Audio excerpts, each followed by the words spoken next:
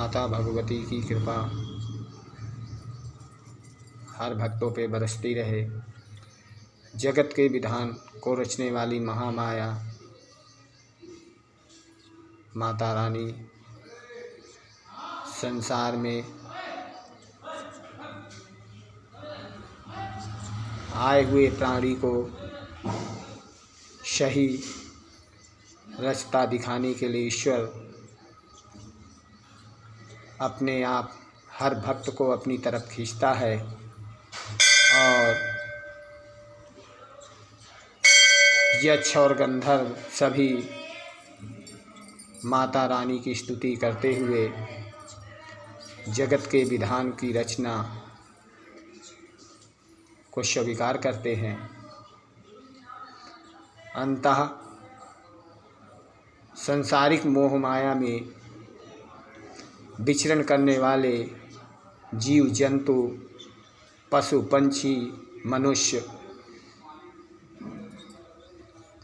84 करोड़ योनियों में जन्मे हुए प्राणी प्रायः अपने अपने कर्तव्यों को करते हुए माता रानी की कृपा को प्राप्त करते रहते हैं। संसारिक जीवन में आया हुआ हर प्राणी एक बार जब माता पार्वती जगत के पिता महादेव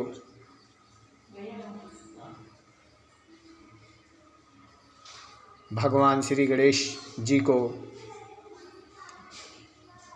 अपने पास बुलाते हैं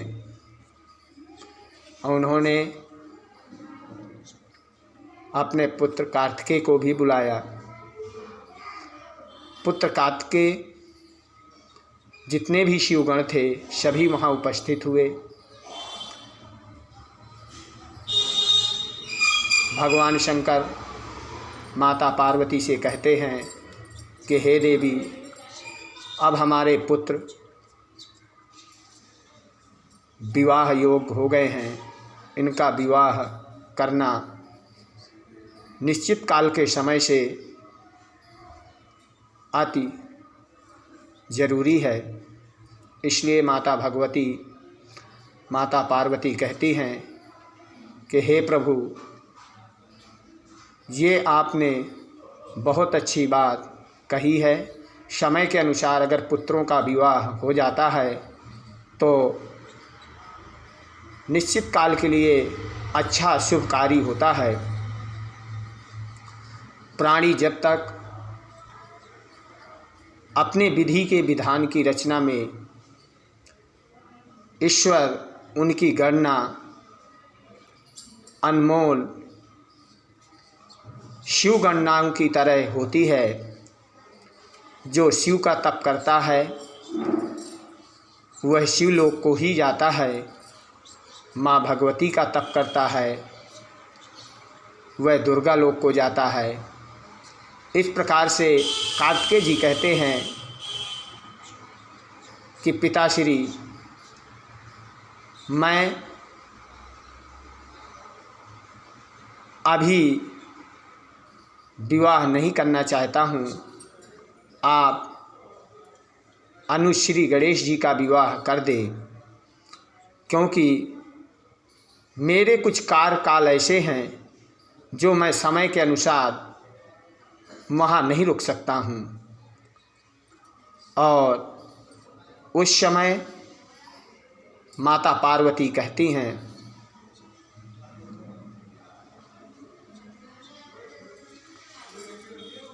कि पुत्र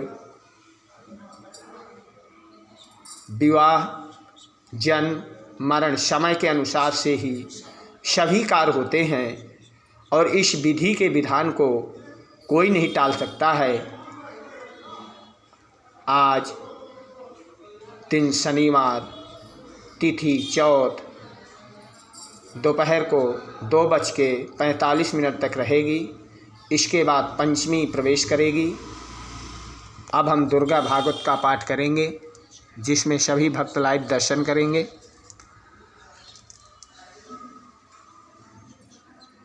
ओम आवां जाहि नयत्रोऽभि सलिलेनोपरिपूलितः। ओम शिवाच्यो नमः। भगवान नारायण कहते हैं कि संपूर्ण जगत में जल ही जल देखा जाता है। तब कमल नयन भगवान नारायण मधुकैटभ से कहा कि जहाँ पृथ्वी जल में डूबी हुई हो वहाँ पृथ्वी कहाँ मिल सकती है, इसलिए जहाँ सूखा स्थान हो वहाँ आप हमारा वर दो कि हमें उस तरीके से ही जगत के रचना में अगर हम पृथ्वी पे आए हैं तो हमारे वर के अनुसार से ही हमारी मृत्यु हमें प्राप्त हो। इस तरीके से मधुकैटभ भगवान नारायण से वर मांगते हैं और भगवान ने उनको कहा एवमस्तु। बोल सच्चे दरबार की जय हो। जय माता दी।